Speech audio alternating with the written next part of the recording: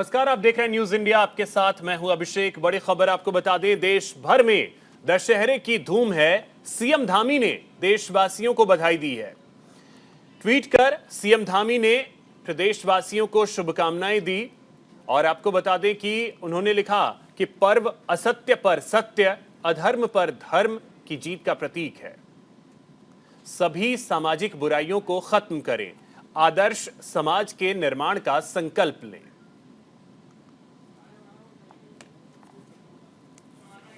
तो दशहरे की धूम है और पुष्कर सिंह धामी ने प्रदेशवासियों को शुभकामनाएं दी। मर्यादा पुरुषोत्तम भगवान श्री राम द्वारा असत्य पर सत्य की, अधर्म पर धर्म की और अहंकार पर सदाचार की विजय के प्रतीक विजयदशमी पर्व की आप सभी को हार्दिक शुभकामनाएं।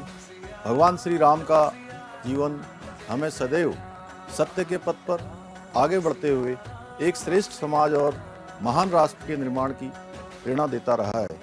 आइए इस अवसर पर हम संकल्प लें कि हमारे यशस्वी प्रधानमंत्री श्री नरेंद्र मोदी जी के मार्गदर्शन में मानवता के नैतिक मूल्यों व सद्गुणों को बढ़ावा देते हुए हम देवभूमि उत्तराखंड को एक आदर्श और सर्वश्रेष्ठ राज्य बनाएंगे। प्रभु श्री राम और माँ दुर्गा का आशीर्वाद हम सभी के जीवन में उत्तम स्वास्थ्य, खुशहाली और सफलता लेकर आए। इन्हीं मंगल कामनाओं के साथ पुनः आप सभी को विजयदशमी की हार्दिक शुभकामनाएं। वहीं हरिद्वार से बड़ी खबर है। दशहरे पर्व को लेकर तैयारी पूरी है। पुलिस प्रशासन ने कमर कस ली है। चप्पे चप्पे पर पुलिस बल की तैनाती की गई है। यातायात को डाइवर्ट किया गया है, रूट्स को डाइवर्ट किया गया है। विशेष तैयारियों पर रामलीला कमेटी का बयान आया। रावण और मेघनाथ के पुतलों की हाइट बढ़ाई गई है। आतिशबाजी के लिए दिल्ली से एक्सपर्ट्स बुलाए गए हैं।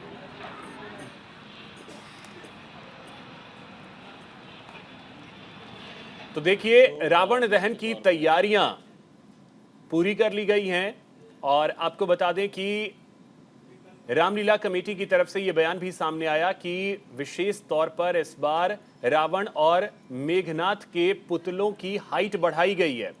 जो आतिशबाजी होगी उसके लिए एक्सपर्ट्स को दिल्ली से बुलाया गया है।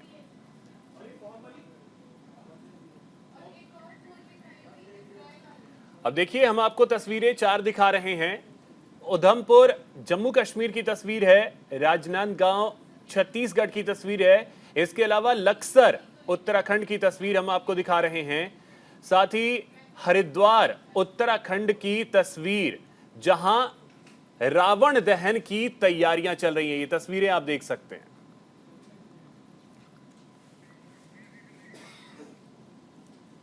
जो मुख्य तौर पे जो हमारे यहाँ पर जो दशहरे का जो त्यौहार है, इसमें काफ़ी भीड़ उमड़ती है। उसको देखते हुए हमारा ट्रैफिक प्लान भी उसी आधार पर चलता है।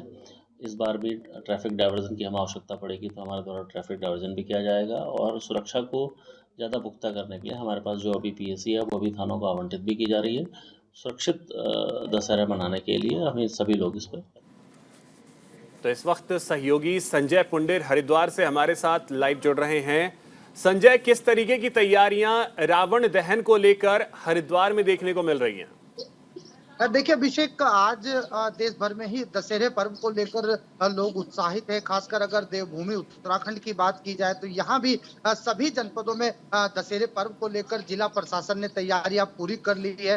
क्योंकि हम देख रहे हैं कि बीते 9 दिनों से लगातार ही रामलीला जैसे मंचन जगह जगह किए जा रहे थे और आज विजयदशमी है। आज यानी रावण दहन होगा और जिस तरह हम देखते हैं कि बुराई पर अच्छाई का जीत, ये एक संदेश जाता है। तो कहीं ना कहीं हरिद्वार जिले में पूरी तैयारियां कर ली है। क्योंकि हम देखते हैं कि आज के दिन जो ट्रैफिक होता है वो काफी बढ़ जाता है, क्योंकि जगह जगह मेले भी लगाए जाते हैं। इसको लेकर भी जो जिला प्रशासन है वो पूरी तरह अलर्ट दिखाई दे रहा है। हरिद्वार वरिष्ठ पुलिस अधीक्षक परमेंद्र ढोभाल ने एक दिन पहले ही सभी अधिकारियों की बैठक की थी और बैठक में साफ दिशा निर्देश दिए थे कि जो आम लोग होते हैं, जो मेले में पहुंचते हैं, उन्हें किसी भी तरह की दिक्कत ना हो। क्योंकि धार्मिक नगरी हरिद्वार की बात की जाए तो यहाँ पर वैसे ही रोजाना अगर बात की जाए तो जगह जगह जगह से दूर दराज से जो भक्त होते हैं वो गंगा में स्नान करते हैं। और आज की अगर बात की जाए तो आज भी जगह जगह जो भक्त हैं वो भी घाटों पर स्नान करेंगे। उसके बाद यहाँ जो मेले के पर्व हैं वो देखने को मिले हैं, जिसको लेकर तमाम तैयारियां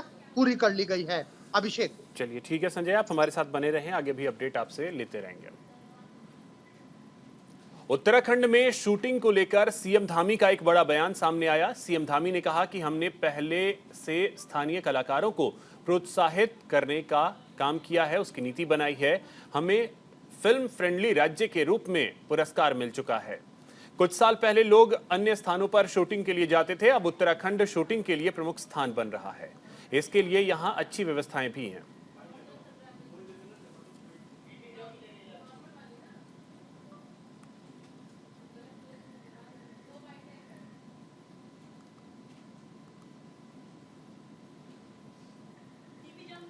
दो दिवसीय सरोवर नगरी नैनीताल दौरे पर रहे पुष्कर सिंह धामी आज सुबह भ्रमण के दौरान सीएम धामी लोगों से मुलाकात कर उनसे राज्य सरकार द्वारा संचालित विभिन्न विकास योजनाओं का फीडबैक लिया। इस दौरान बच्चों के साथ क्रिकेट भी खेलते नजर आए। इस दौरान सीएम धामी ने कहा कि हमारे लिए जनहित सर्वोपरि है और जनता के फीडबैक पर आधारित हमारी कार्य संस्कृति भी है, जिसे आत्मसात कर देवतुल्य जनता की आशाओं और आकांक्षाओं पर 100% खरा उतरना हमारी सरकार की प्राथमिकता है।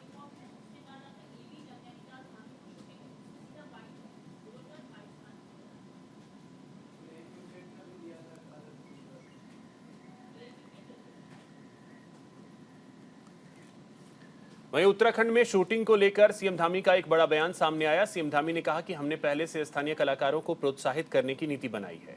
हमें फिल्म फ्रेंडली राज्य के रूप में पुरस्कार मिल चुका है। कुछ साल पहले लोग अन्य जगहों पर शूटिंग के लिए जाते थे, अब उत्तराखंड शूटिंग के लिए प्रमुख स्थान बन रहा है। इसके लिए यहाँ अच्छी व्यवस्थाएं भी की गई है। हमारा ये प्रयास है कि जो स्थानीय हमारे कलाकार हैं, हमारे यहाँ की जो संस्कृति है, भाषाएं हैं, उन पर भी इसका जो निर्माण हो उसको हमने प्रोत्साहन की हमने नीति पहले से बनाई हुई है। और हम फिल्म फ्रेंडली स्टेट के रूप में हमको अवार्ड पूरे देश का मिल चुका है। और इधर के सालों में तेज़ी से जो अन्य स्थानों पर लोग शूटिंग के लिए जाते थे, अब शूटिंग के लिए प्रमुख स्थान उत्तराखंड बन रहा है। हमने उनके लिए भी अच्छी व्यवस्थाएं यहाँ पर की है। ऑनलाइन उनको चाहे फिल्म की परमिशन देनी हो, चाहे अन्य व्यवस्थाएं करनी हो, सुरक्षा की दृष्टि से भी कानून व्यवस्था की स्थिति भी राज्य में अच्छी है। और तेज़ी से फिल्मों का निर्माण राज्य के अंदर हो रहा है। सैकड़ों फिल्में पिछले सालों में बनी हैं, आने वाले सालों में और तेज़ी से बनेंगी। हम लोग फिल्म नीति भी जल्दी ही लाने वाले हैं, जिसके कारण से और तेज़ी से लोग फिल्म निर्माण के क्षेत्र में उत्तराखंड आएंगे। और आएंगे तो निश्चित रूप से जहां वो अपनी फिल्म निर्माण का काम यहाँ करेंगे, वहीं स्थानीय लोगों को, होटल वालों को, टूरिस्ट टैक्सी वालों को, हमारे पर्यटन के क्षेत्र में काम करने वाले गाइड्स को, सभी को कहीं ना कहीं रोजगार से जुड़ने का अवसर है। नैनीताल में उत्तराखंड के मुख्यमंत्री पुष्कर सिंह धामी ने कुमाऊं मंडल में चल रहे विकास कार्यों और सड़कों की स्थिति की समीक्षा की। नैनीताल क्लब में वरिष्ठ अधिकारियों के साथ बैठक की। सीएम धामी ने कार्यकर्ताओं से मुलाकात कर क्षेत्र की समस्याएं सुनी और उन्हें जल्द निस्तारण करने का आश्वासन दिया।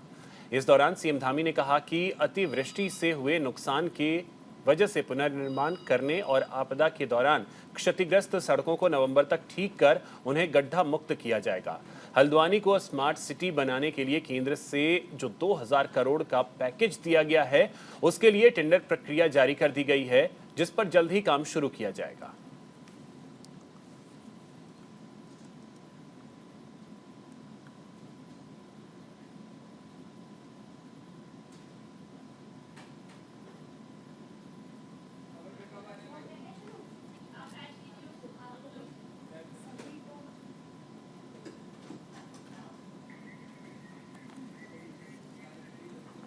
इसी बीच एक बड़ी खबर आपको बता दें, उत्तराखंड के 2 दिवसीय दौरे पर अखिलेश यादव ऋषिकेश में कार्यक्रम में शामिल हुए। उनके साथ उनकी पत्नी डिंपल यादव भी रहीं। लोकसभा चुनाव से पहले केदारनाथ जाएंगे अखिलेश। आज केदारनाथ और बद्रीनाथ में दर्शन करेंगे। तो ये बड़ी खबर आपको बता रहे हैं। ऋषिकेश में एक कार्यक्रम में शामिल हुए अखिलेश यादव, उनके साथ उनकी पत्नी डिंपल यादव भी मौजूद रहीं। ये तस्वीरें आप देख सकते हैं।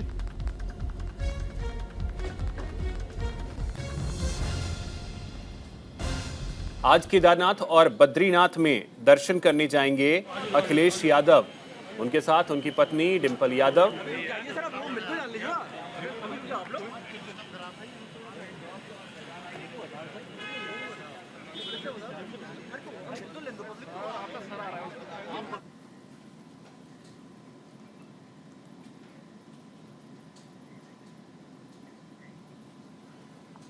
बद्रीनाथ, केदारनाथ, गंगोत्री, यमुनोत्री धाम के साथ में हेमकुंड साहिब में भारी तादाद में श्रद्धालुओं ने दर्शन किए।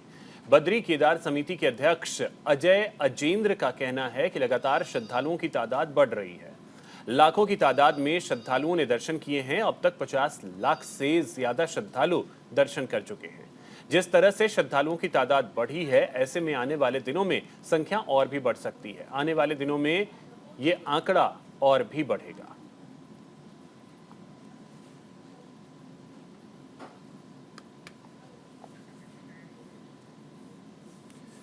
तो देखिए, भारी संख्या में श्रद्धालु जो हैं वो चारधाम यात्रा से जुड़ रहे हैं और ये एक तरीके से अगर देखें तो रिकॉर्ड जैसा होगा, क्योंकि कहा यह जा रहा है कि 50 लाख से ज्यादा श्रद्धालुओं ने अभी तक दर्शन कर लिए हैं और ये यात्रा अभी चल रही है। ऐसे में ये आंकड़ा और बढ़ेगा।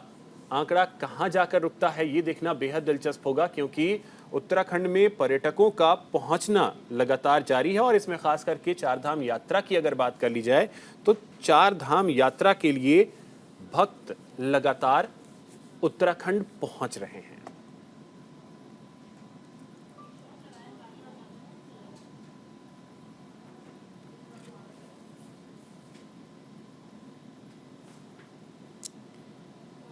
तो इस समय देखिए, चारधाम यात्रा चल रही है और चारधाम यात्रा में दर्शन पूजन करने के लिए जो भक्त हैं वो लगातार पहुंच रहे हैं। केदारनाथ, बद्रीनाथ, यमुनोत्री, गंगोत्री और भारी तादाद में जो श्रद्धालु हैं वो पहुंचते हैं।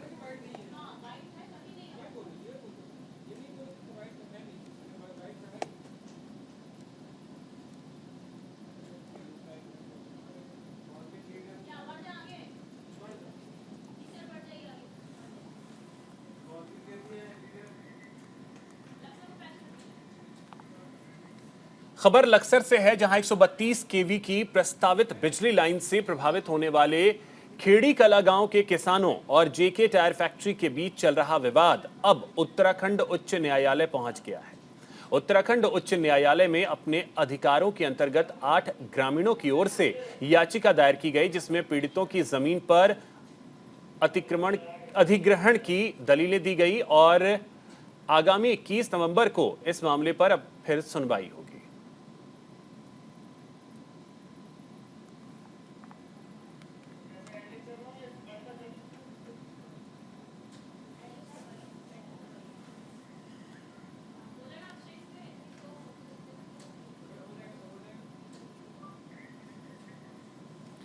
तो देखिए, ये विवाद अब बिजली लाइन का जो है वो पहुंच गया है हाई कोर्ट और 21 नवंबर को यहां अब सुनवाई होगी। हाई कोर्ट में देखना बेहद अहम होगा कि किसान जो अपनी मांग कर रहे हैं और बिजली कंपनी जो है वो अपने रवैये पर अड़ा है, तो ऐसे में ये देखना बेहद दिलचस्प होगा कि मामला किस तरफ जाता है। –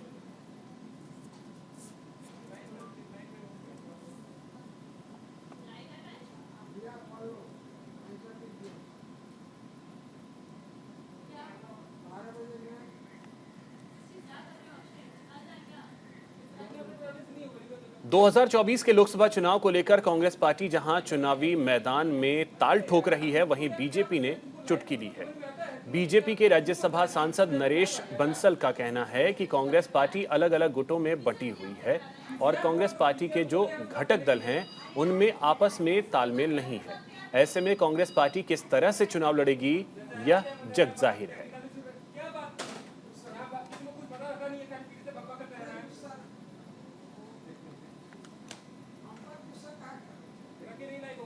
सब दावे ठोपेंगे। ये अलायंस मुझे लगता है जहाँ तक अलायंस चलने वाला नहीं है। इसमें हर एक महत्वाकांक्षी है और आपस में इनका कोई संवाद ठीक से होता नहीं है। अभी आपने 2 दिन पहले देखा अखिलेश जी ने क्या कुछ कहा कांग्रेस और राहुल के बारे में, ममता जी क्या कहती हैं। इस प्रकार इनका सबका आपस में कोई सामंजस्य होना नहीं है। कहने का गठबंधन है लेकिन गांठों वाला गठबंधन है।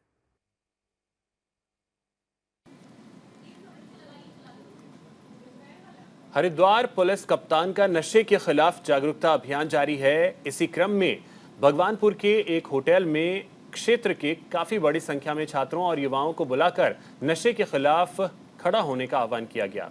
इस मौके पर विधायक ममता राकेश, एसएसपी हरिद्वार प्रमेंद्र डोभाल समेत कई अधिकारी मौजूद रहे। कार्यक्रम में आए लोगों ने अपनी अपनी राय रखी और नशे का खात्मा करने के लिए लोगों से अपील की। वहीं हरिद्वार एसएसपी ने कहा कि नशे को जड़ से खत्म करना है तो पुलिस के साथ मिलकर नशे कारोबारियों पर नकेल कसनी होगी।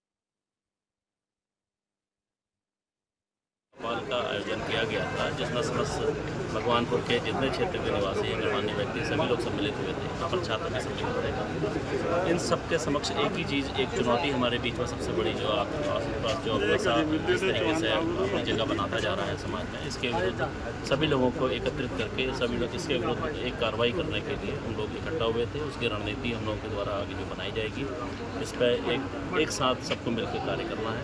इसी को लेकर हम लोग यहाँ पर जैसे यहाँ पर मेडिकलों पर कुछ नशे के पदार्थ बिक रहे हैं तो उनके लिए क्या कार्रवाई की जाएगी? देखिए, मेडिकल स्टोरों के लिए मैंने सभी को बताया है, अगर कोई मेडिकल स्टोर जिसके नाम से रजिस्टर्ड नहीं है, अगर वो चल रहा है तो उसके खिलाफ हम सख्त कार्रवाई करेंगे।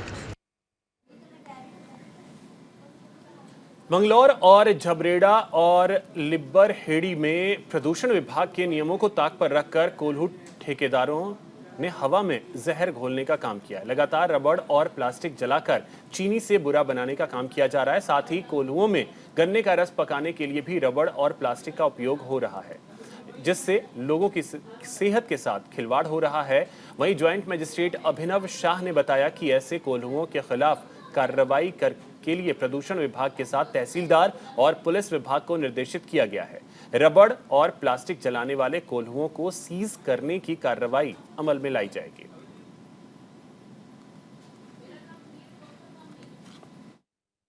मैंने सख्त निर्देश इशू कर दिए हैं पोल्यूशन डिपार्टमेंट को, हमारी तहसीलदार साहब को और पुलिस को कि इसमें चेक करते रहें। बीच में भी हमने काफ़ी कोल्हू सीज करे हैं, आगे भी ये कार्रवाई जारी रहेगी। मैं भी निकलूँगा फील्ड में करने के लिए, तो ये हम करते रहेंगे। अगर कोई ऐसा करेगा तो उसमें हम पेनल्टी भी लगाएंगे और कोल्हू भी सीज।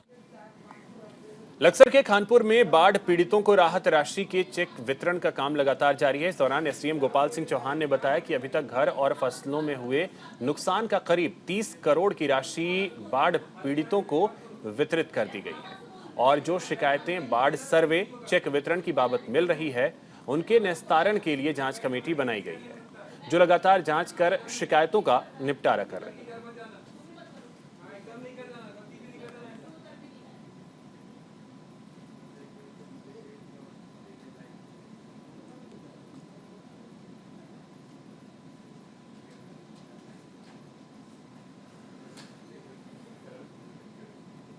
अगर मैं अहेतुक की बात करूं तो अहेतुक में हमने 95,62,000 के आसपास हमने अहेतुक में बांटा है और गृह अनुदान की अगर बात करता हूं तो उसमें 17,40,000 के आसपास हमने इसमें बांटा है और अनुग्रह अनुदान जिसमें जनानी पशुहानी वगैरह होती है उसमें आपका 17,74,000 के आसपास हमने इसमें बांटा है।